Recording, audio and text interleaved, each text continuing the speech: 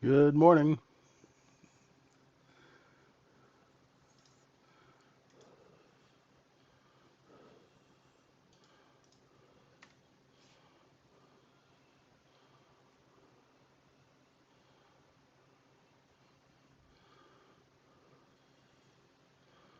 Let's see if anyone's around.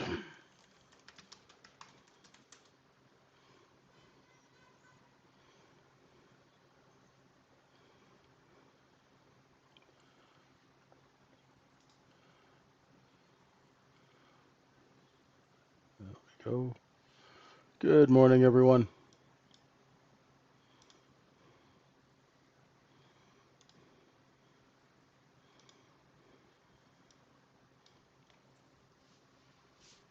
Happy Wednesday, the 28th, and we are in our Globex session. So,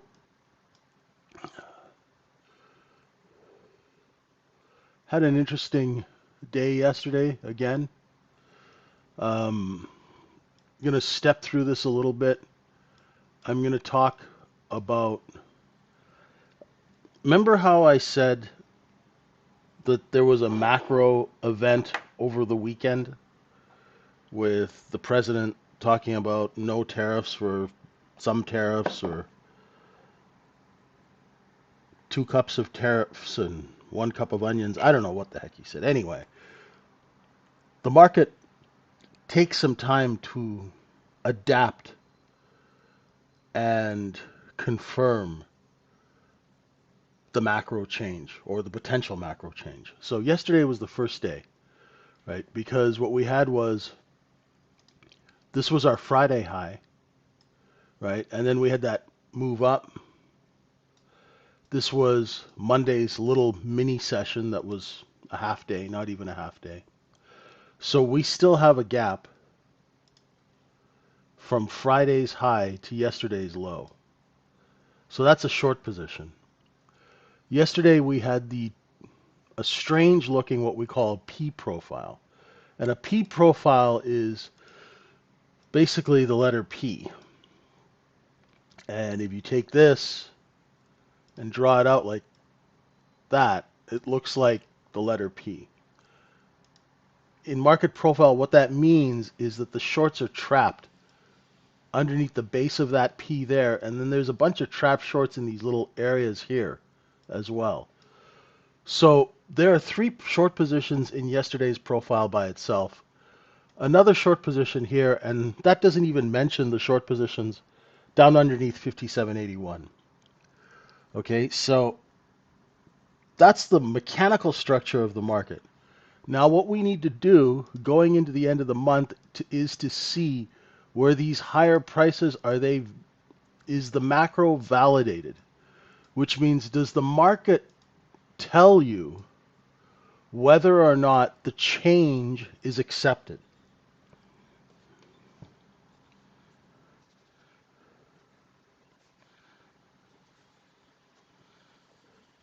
Now, I know it's early in the morning, but I woke up at around 2 o'clock in the morning, 3 o'clock in the morning, 3 a.m., and this thought popped into my head. Now, you guys have to tell me whether I'm crazy or whether this makes sense, okay? Because I've been in the business for 33 years, so my brain's a little mangled, okay? It's been beat up, you know, short squeeze has gone wrong, you know, just all sorts of crazy things. Everybody trades trying to predict. You get people like I know people who go on this day the market's going to be this price. And I'm like, "What are you, Houdini? Like, how do you know that?" Right? I was thinking, how about let the market tell us by the chart. Now, we're going to be a little late. We're not going to be early, but we don't have the money to be early anyway. Right? We don't have the money to be early. Because as retail traders, our margin of error is like minuscule. right? I mean, unless somebody in this room is trading with 200, $300 million plus. Now, we have a friend who does, but he's not actively participating in the room. He drops in once in a while and talks to the traders and tries to inspire them. And he's, a $50 million a month trader, right? But he comes in, he's like Snuffleupagus. He comes in and goes out. He's not a fixture. So how about we actually use the chart as it's intended?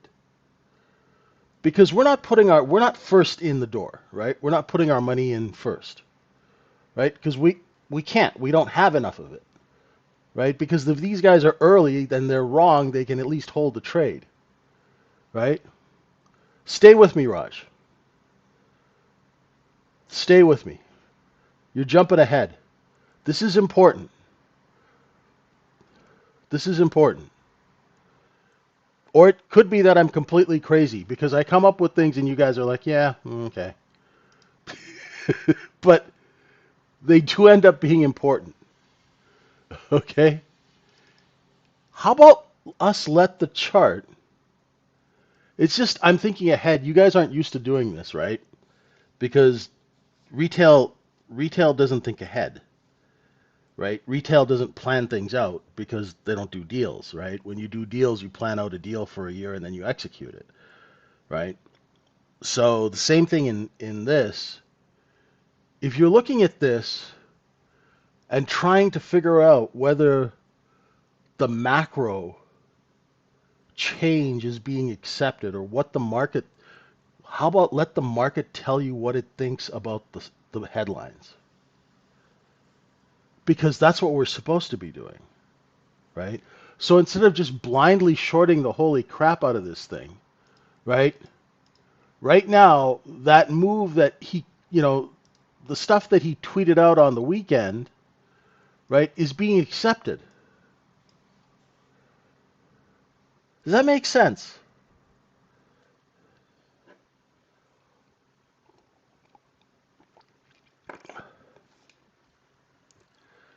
Because I was talking to one of my old clients yesterday, and this is exactly, we were talking about this. We're like, yeah, I guess the market's accepting it. But you don't hear retail traders talk like that, right?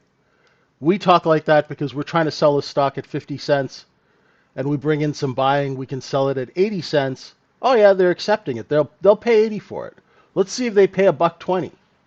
Oh, they're paying $1.20. Once it gets to $1.50, yeah, we're not selling as much stock at $1.50. Let's lower the price.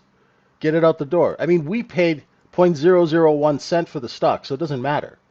If we sell it at $1.50 or we sell it at 80 cents, we're still making a whack of money, right? You're selling 100,000 shares at a clip, that's good money at 80 cents, even though it's a penny stock.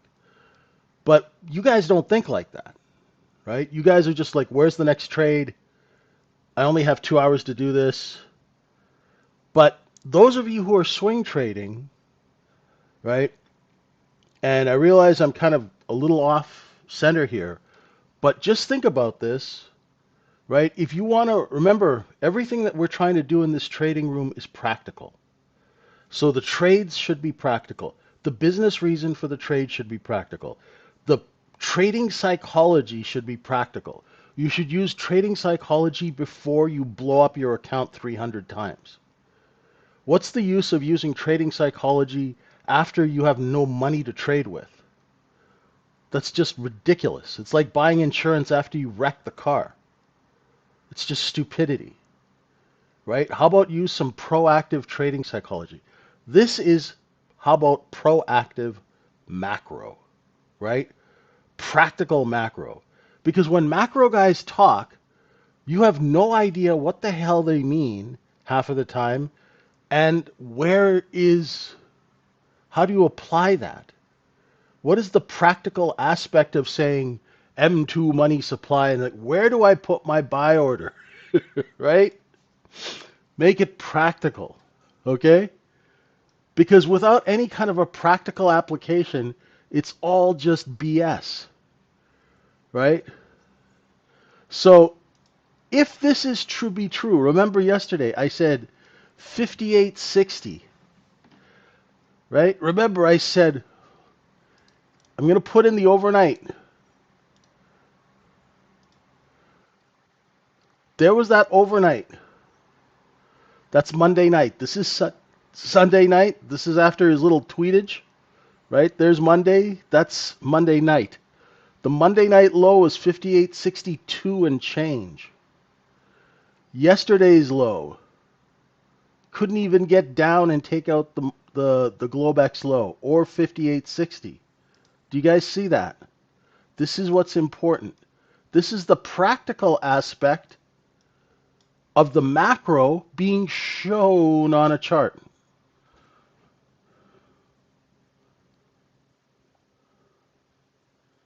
Right? This is the actual transactions in a market backing up the change in what we call the underlying business, right? Because the macro is based on material changes to the business conditions. So when you have a material change and the chart confirms it, then you go with until the chart tells you,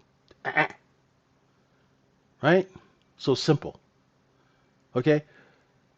Now, how much? I wasted a whole 11 minutes on that. I hope somebody listens to this and uses it in an intelligent manner, and I don't have to hear, oh, I got caught short, then I added to it, and right? So hopefully you guys take that and use it in an intelligent way, okay? Where it's practical, right? So everything we do is practical. The macro should be practical. The psychology should be practical, right? Everything should be practical. Business reason for the trade. Let's go see what's going on tonight. Here, look at the structure from yesterday. This is where market profile is helpful, right? Market profile shows you inside the candle. So here's the last short position before the close is here. So there's a short position here. That's number one. Another one is number two here, right? And then if you look down, number three is all the way down here. Big short position, right? And then, of course, your gap. There's the Friday high. There's yesterday's low, right? Big gap, right? So those are multiple short positions, meaning that nobody is willing to sell any product in those areas. But if we get close to them, the market bids. The overnight low is a few ticks underneath yesterday's point of control. The point of control is where 70% of the cost basis is priced. So if you go and look at a market profile chart, we just get rid of all these lines for a second, right? The blue crap is the cost basis. That is 70% of the inventory is the value area, which is cost basis. So 70% of your inventory is priced in the blue crap. Okay? Make sense? Okay? So there's the top of it, there's the bottom. This is 30% outside. Out of that cost basis, 70% of your product is priced at this level. So the market came right down to, sorry, that's the time. There's the volume one, sorry. The market came right down to the volume point of control, stopped, took it by 2 ticks, and turned around and went back up. That means that this is just an inventory liquidation. Had it been stronger selling, we would have taken that low, that low, that low, and so on. Right? Why is that important? Because that tells you before London opens that the market is 59.26 bid. Right? The bid is there. Who is it from? Short sellers who are trying to cover. Okay? That's how you tactically look through a market. The structure will tell you where people are trapped short. Where people are trapped short is where support is.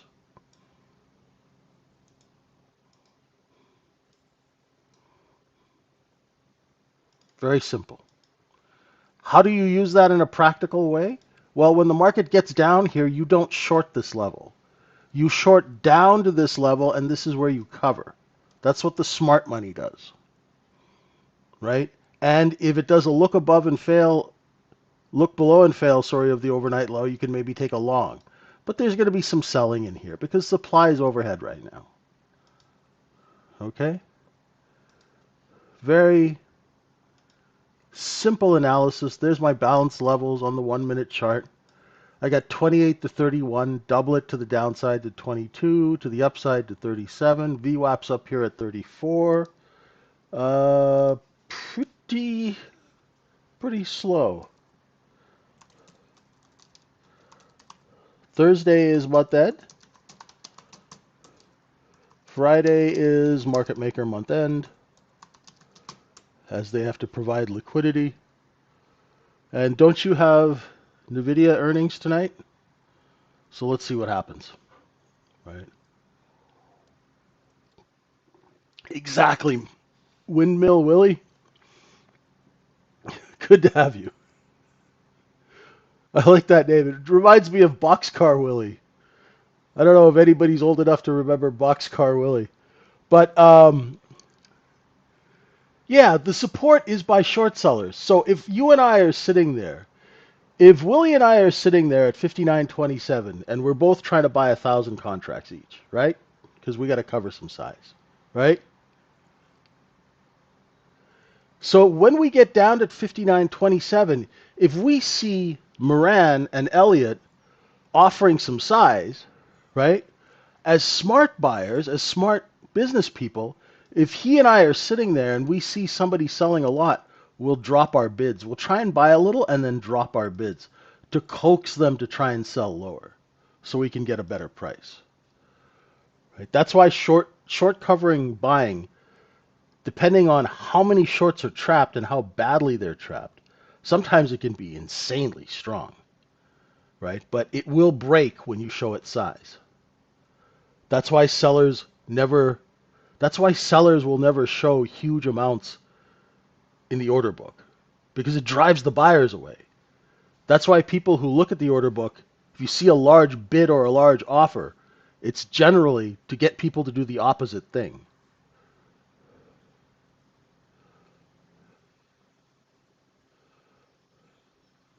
Yes, there's some correlation in the trapped volume. I never try and figure it out. I just use the chart to tell me. Right? Because Willie, I'm getting old now, right? And I don't want to be looking at 30 or 40 things. So that's why I just draw a line and see if we can offer underneath it. Right now that line is 59.26 on the TPO chart and 59.28 on that 1 minute candle chart. And as you can see on the 1 minute candle chart, we can't actually trade at 28 because every time we get down there, someone's front running it. So that tells me where the bid is right now. So simple. Exactly. So my job is to try and help you simplify your life so you can make, you can make some loot and then go on with your day. Right? For people who are just joining us or joining us for the first time, I've been in the business for 33 years and I've been the executing trader on at least 200 IPOs, from penny stock to legitimate proper stock. And my whole quest is to take trading back to where it was when it was simple. Because if you simplify it, because it's a simple business, right, it will reduce the amount of money and hassle that you go through in trying to learn this business from people who don't even understand the reason for why a trade works. Right? None of this is random, because if you think people take billions of dollars and throw it on a table randomly, you got a lot to learn about people with money. Okay?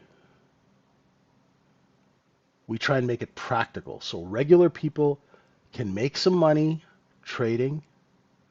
Right? Now, if you want to be a prop trader and get a job, I've helped people get jobs on desks. We can do that too. But most people They got family, they got kids, they got hockey practice, they got football practice. They want to sit down, they want to grind out some cash, help pay their bills, and then go on with their day. They don't have 25 hours to sit in front of a screen and look at every single tick, right? So we try and help those people, and I call it blue collar trading, right?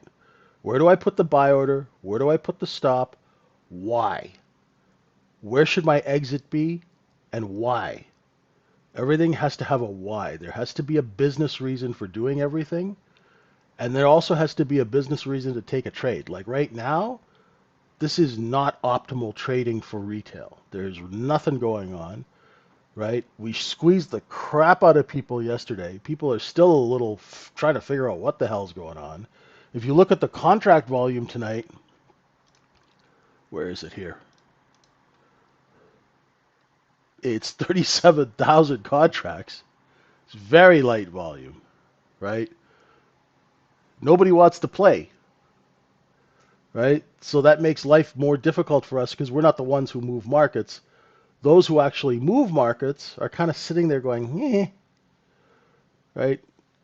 Because if you looked at that chart we were just looking at, and you looked at the structure of this, anybody who had two brain cells to rub together is not going to try and put together a huge position over 59.20, right?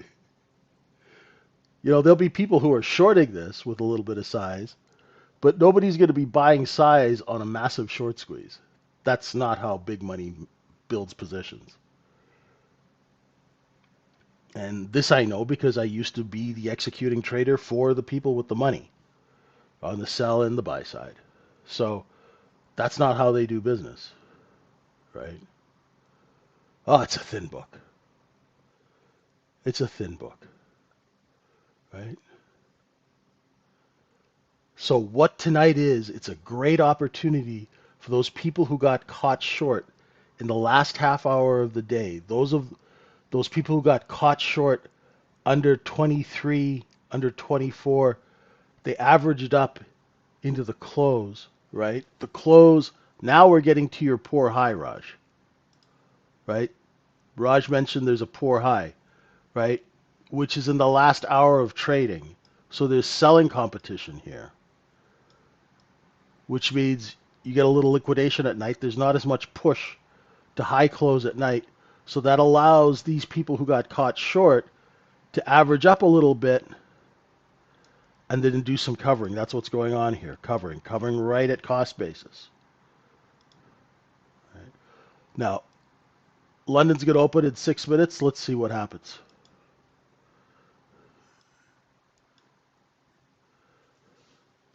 Right. So I'm trying to develop not a system, but something that helps traders with everything that really they need, like macro, psychology, execution, right? Trying to combine those three, but make it practical, right? We got to make it practical. Because all this flowery trading talk about unfinished business and,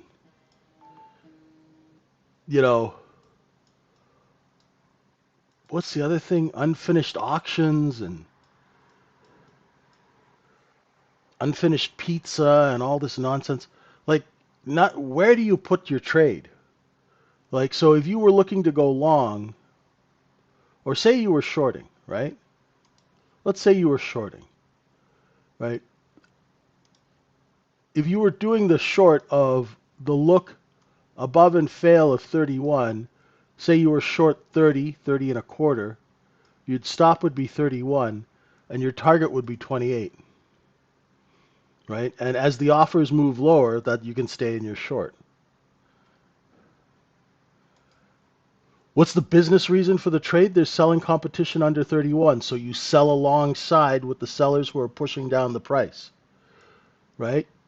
This is the front end of the move. You short the back end of the move once the seller has shown his face. right? You don't have the bullets to push the market down. You need those people to sell and keep lowering their offer. So you short into an offer that's going lower. Now, let's see if it tags 28. It'll start to rotate back up, but at the top of each of these candles, there's going to be a sell order. So that's where it's going to encounter resistance. So if you're thinking of going long off of 28, you know that at 29 quarter, there'll be a seller. Right? So that's practical. That's practical information you can use to make a good business decision. Exactly, Lon. Again, it's hard to short because yesterday people got trap shorts, so they're bid to cover. So you're shorting into bids, right? Yeah, we looked into yesterday's POC, Raj, at 27, 26 and 3/4 and went 2 ticks underneath it and came back up.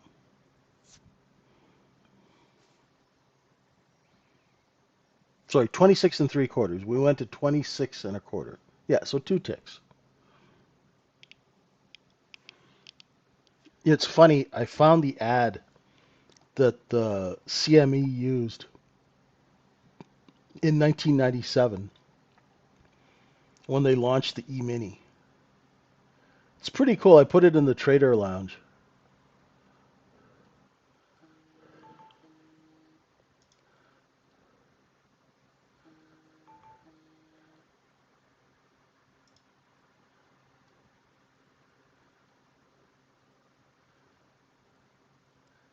And they send you a charting CD-ROM. That's something. So, right, we're seeing bids at 28. The sellers stop selling. They start lifting their offer.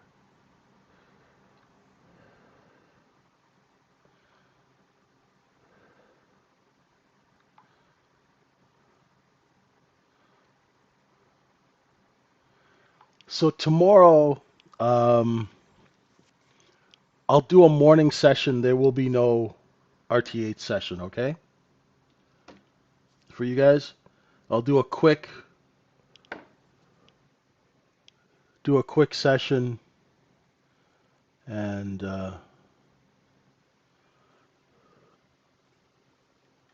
might just be half an hour, and then I'll be gone until Tuesday.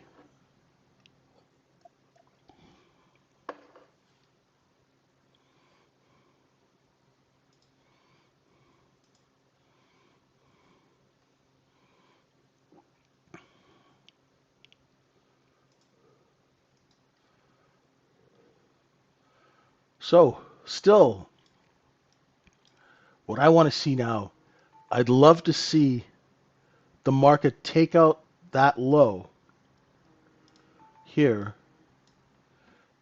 and go test these single prints. I want to see what kind of bids are underneath 59.23. That would be really cool.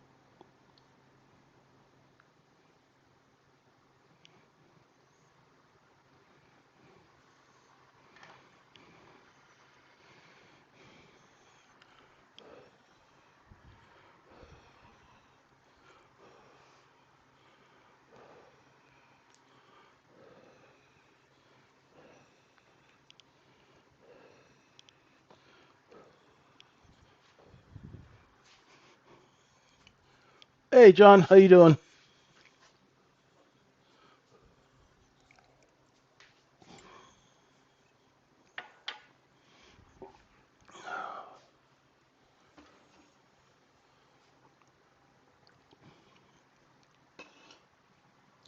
Buyers at 28 went away, right? They saw somebody who needed to get out. So remember, when you're a buyer and you see a desperate seller, what is your moral obligation is to drop your price, right? So if I'm a buyer at 28 and I see, so VS Squad, how this happens is large traders will put up a bid for say 50 contracts at 27 and 3/4. And if that order gets filled, then you drop your buy order. But if you put an order at 27 and 3/4 for 50 contracts and get 10, then you'll move your buy order up. That's how traders trade. they use their orders to tell them what kind of order flow they're seeing. Does that make sense? So if I'm 27 and 3/4 bid, right?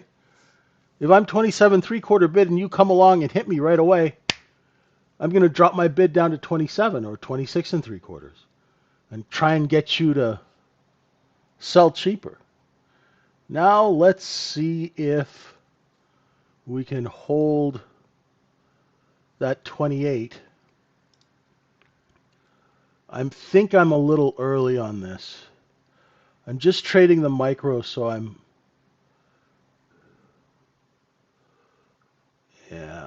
long at 28 and one at 28 and a quarter. Now I know there's going to be sellers here, right? It's like 29 and a quarter. So I'm just testing to see whether my brain is working. I'm probably too early, right? I'm probably too early. This is my first test trade of the day. I should wait a little while.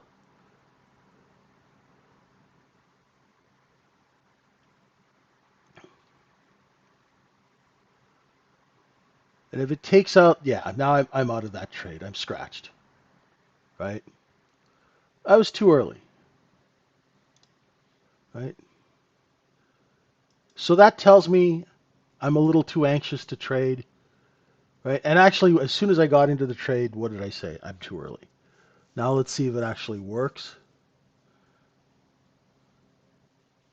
Not much follow to the upside yet. No, the seller has moved down now. They've gone from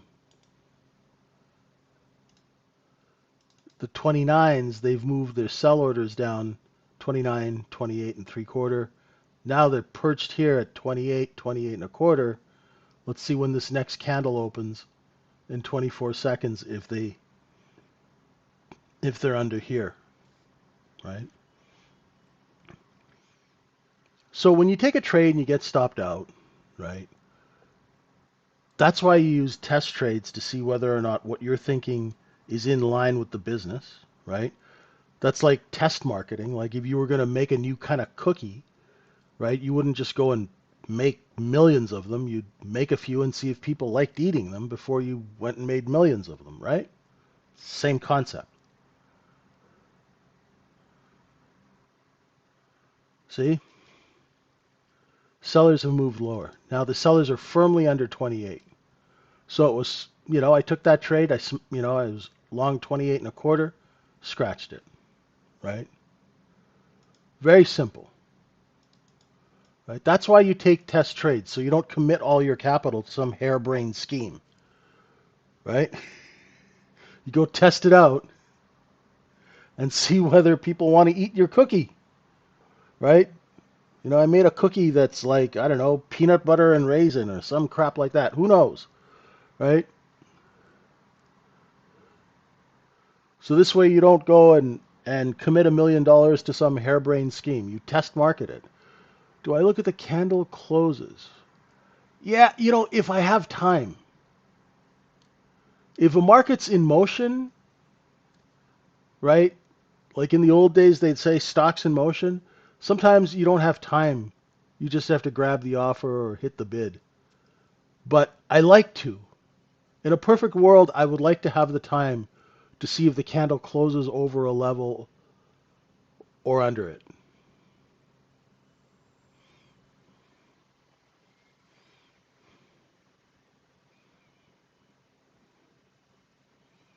And that's why I think it's very important to take test trades, because retail traders always commit all of their capital or a good amount of it to some harebrained scheme that they come up with, and they have no idea why the business reason for that scheme's never even going to work, right? Here, I spent $11, $12, right, to know that I was too early and that the sellers are moving down. So there's no reason for me to be going long.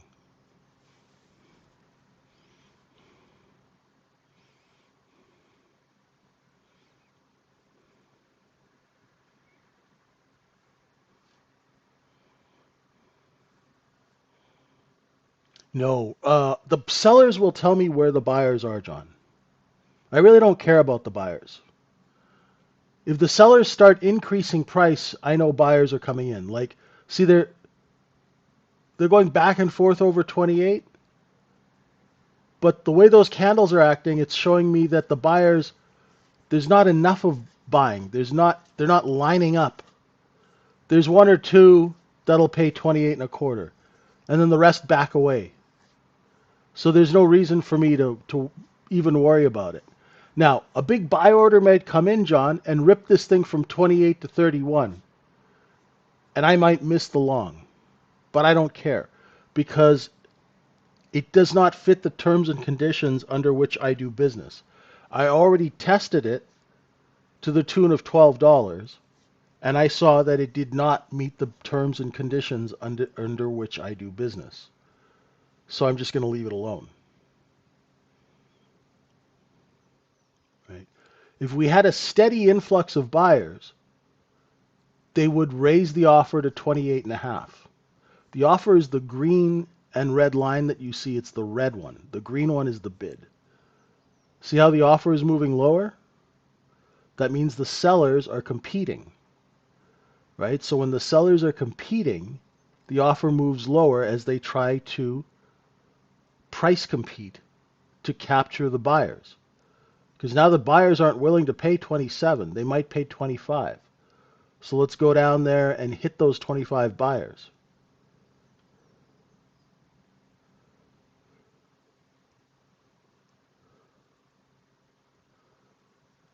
So when it does this right now, if those single prints weren't there at 23 and a half, I would have turned around and shorted 27, stopped 28. But because those single prints are there and that overnight low is there, it's choppy and it's not worth taking. It does not meet the business conditions and it's really slow. Right? Here we finally ran out of supply under 28. Let's see if that continues. See how it hits that white line pretty much to the tick, John, at 29.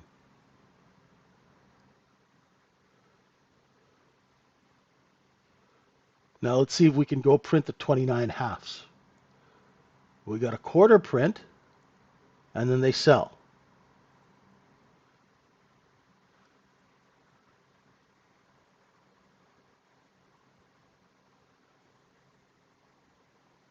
It's insanely slow, but this is what you should be watching if you really want to understand price action and know where the buyers are and know where they're selling into them. If you really want to understand this, you'll watch this slow stuff and you'll do it with a inquisitive mind instead of a, oh, I'm not making any money mind. And you might actually, you'll learn something. This is why you need to watch. Because if you're constantly trying to look for a trade, you're going to miss all of the subtle stuff that the market's trying to tell you that I swear to God 99% of people don't even notice.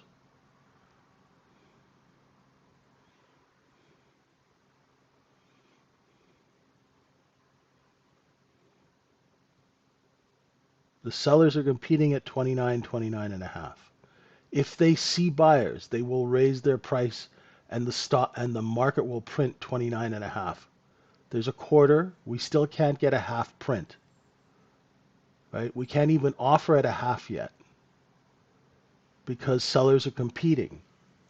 So nobody wants to buy it at 29 and a half because they can buy it at 29. Simple commerce. The chart is a sales chart. It's telling you where buyers are willing to spend their money. And if they're not willing to spend their money at 29 and a half, hell, we'll sell it to them at 28 and 3/4. We don't care.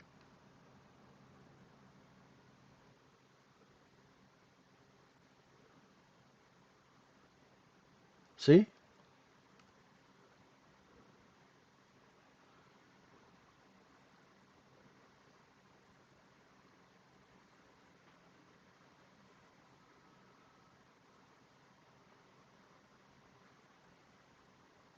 And that actually is a look above and fail of the 29 level.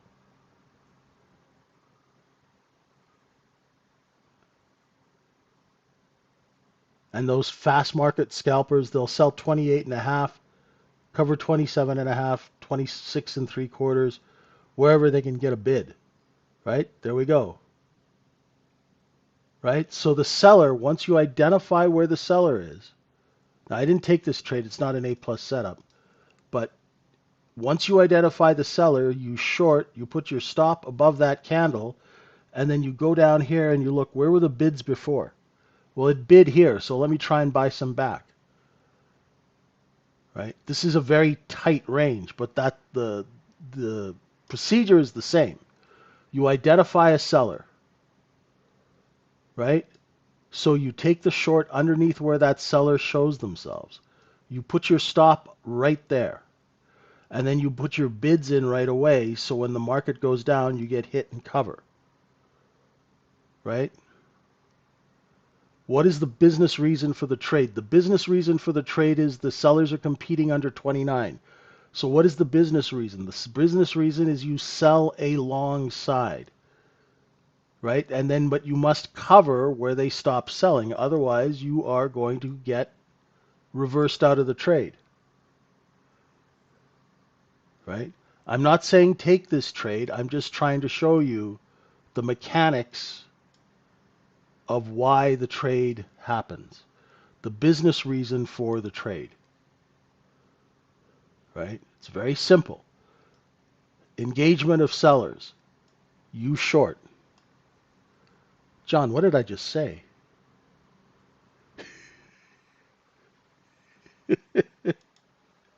I'm showing you this as an example, not to trade it. Right? I'm trying to show you the procedure. And no, it's not worth trading such a tight range, but I'm trying to show you what the business reason for the trade is. Right? So short, stop, bid, right? What is the business reason for the trade? Because sellers are competing under 29. I'm not telling you to take the trade. I'm trying to show you the procedure of why the trade works, the mechanics of it, the business reason behind why the market moved off of 29 down to 27. Does that make sense?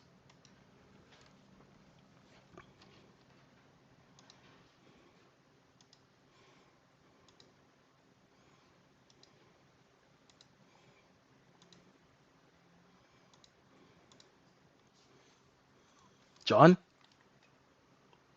where'd you go?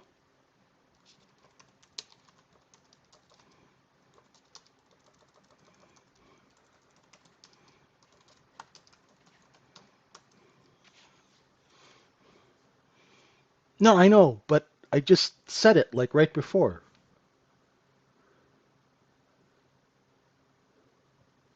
That it's not worth trading that tight a range. I was just trying to show you.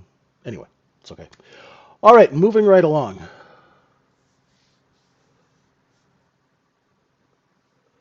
Right? Don't trade this because this is choppy, right? There's no follow through. It's there is no follow through, but I'm just trying to show you how you think through a trade, right? I'm not telling you to take the trade at this time, right? I'm trying to show you how to identify when a seller is present and when they're competing, right? The chart looks like a barcode on a box of cereal. That's a great indication to not take the trade. Yeah, well, I prefaced it, John, by saying that it's an example of the mechanics of the trade. And then I said, don't take the trade because it's too small a range. I was just trying to show you the mechanics. Anyway, I'm sorry if it was confusing.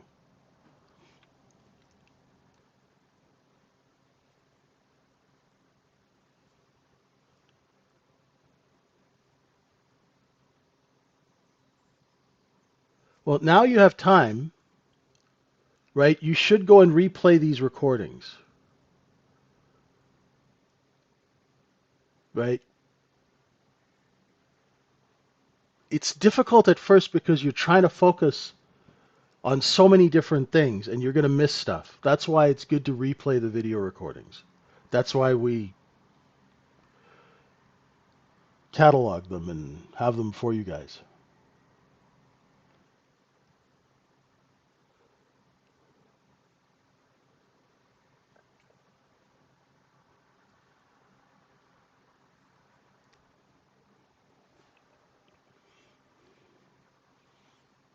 Like, this is untradeable right now.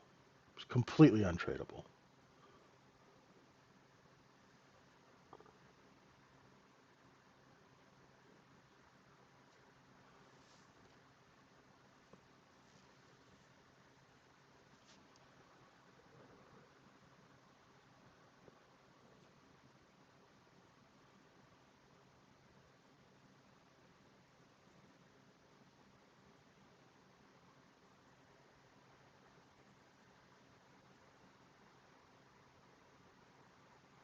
What I'm waiting for now is if we can't take out this 59.23, can we spend enough time down here to move the cost basis from 59.35 and a half down here somewhere, right? Move that volume down here so we can have good acquisition of volume to go back up and distribute again.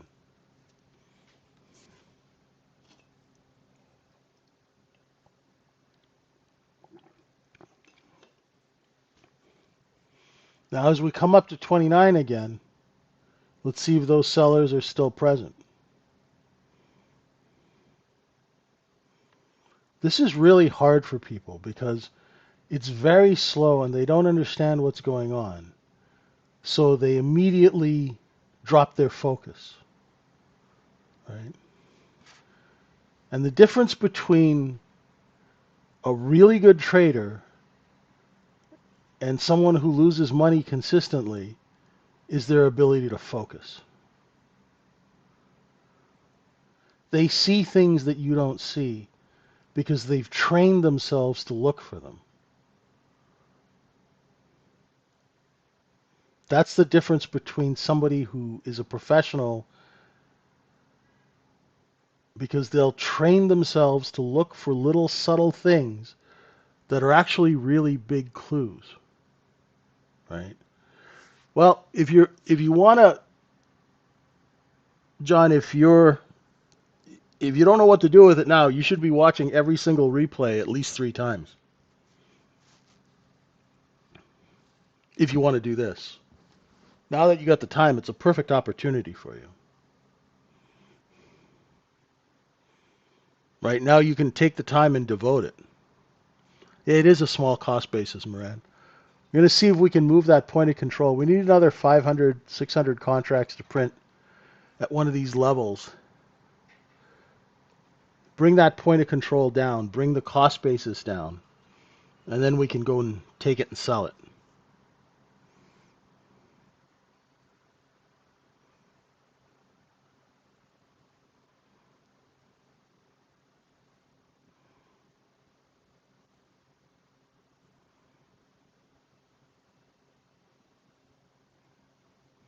Still a seller there.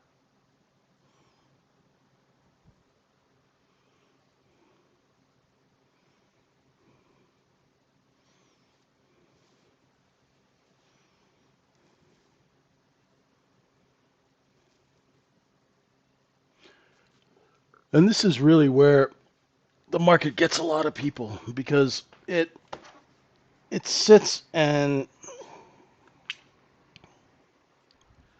people go long, then they go short, then they go long, then they go short. Next thing you know, they've blown up their account. This way, you just relax, you don't trade.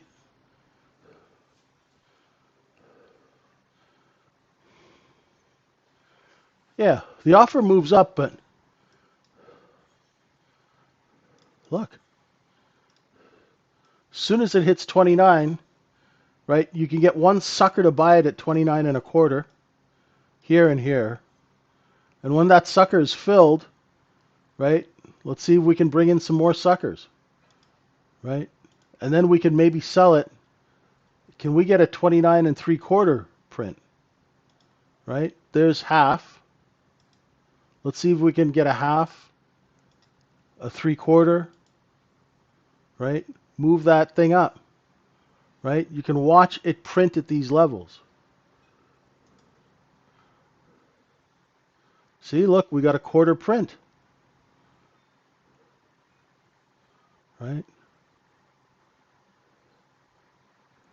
But do we have enough suckers who are willing to pay over 29? Because until we do, we'll sell it at 28.5.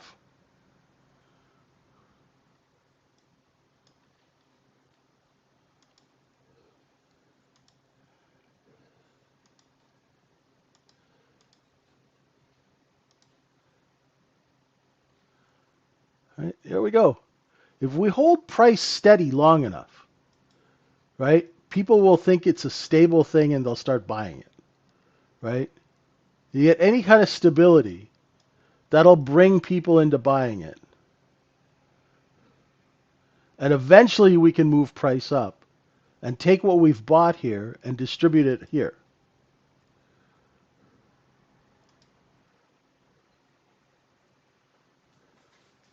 Right?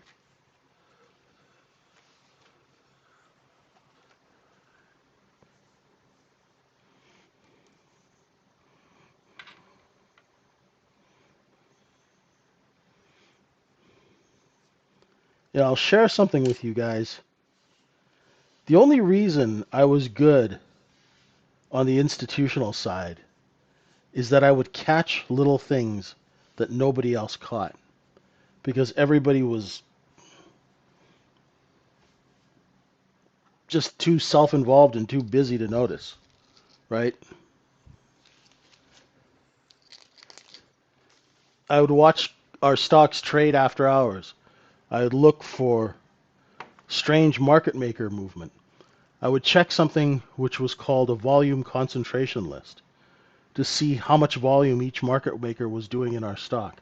Then I'd cross-reference it with what they call the DTC sheets, which are the security position reports, which tells you where every single share of your stock is in the depository trust system at the brokerage firms, right?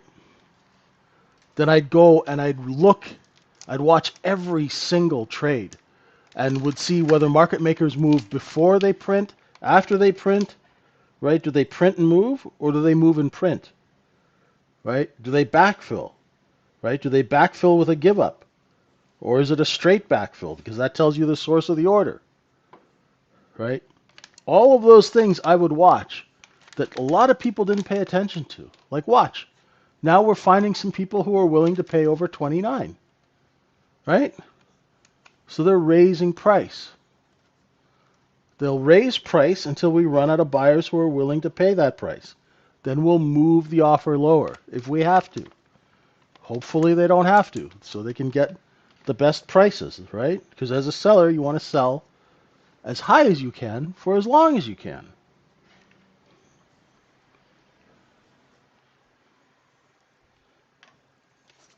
And that's really the business.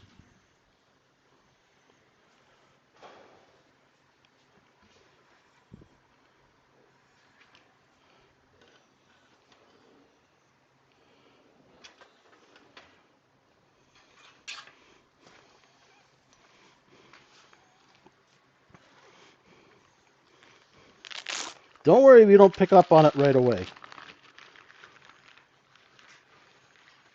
Right? If you guys figured this out right away, it means we're not doing our job.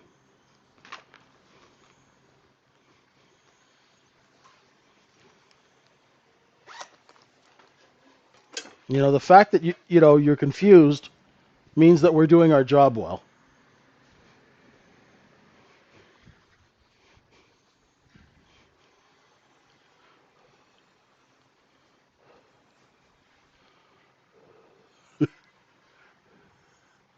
See? Back under 29.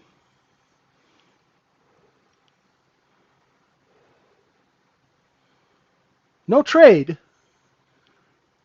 but now you understand where sellers are competing, right? And you understand the concept So if there's no trade, say you wanted to go long, it's really maybe not the best time to go long yet because we don't have enough buyers to sustain holding the price over 29 as yet. We were over 29 for 3 minutes.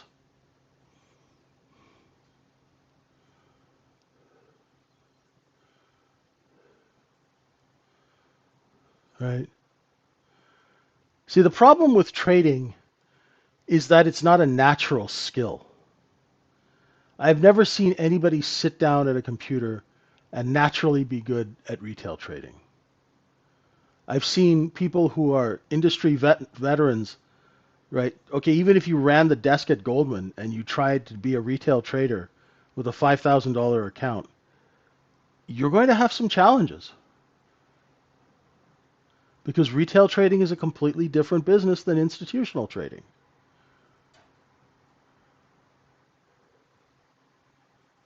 This is just a practical way of knowing when not to trade.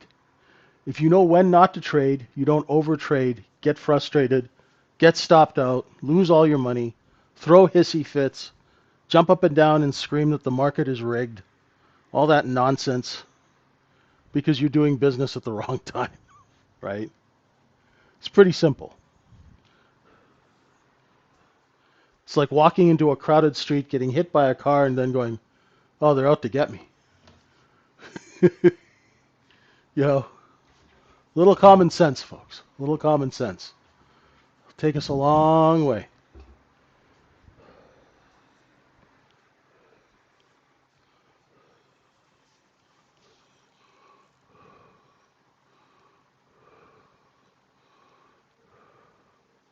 Yeah, it's okay, Moran.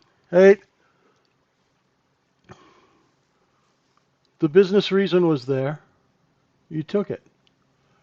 You've been trading the middle, too. You've been getting good at that. So, oh, anywho. All right, folks. We'll let you go. Have a good one. If you don't understand what I was talking about, please rewatch this video. Things will start to make sense the longer you look at them. Right? And focus on what's important. Okay? And we'll see you at 9 p.m. Eastern. Have a great morning. Trade safe. Right? Don't give all your money away to market makers this morning. Okay? Thanks everyone. Bye for now.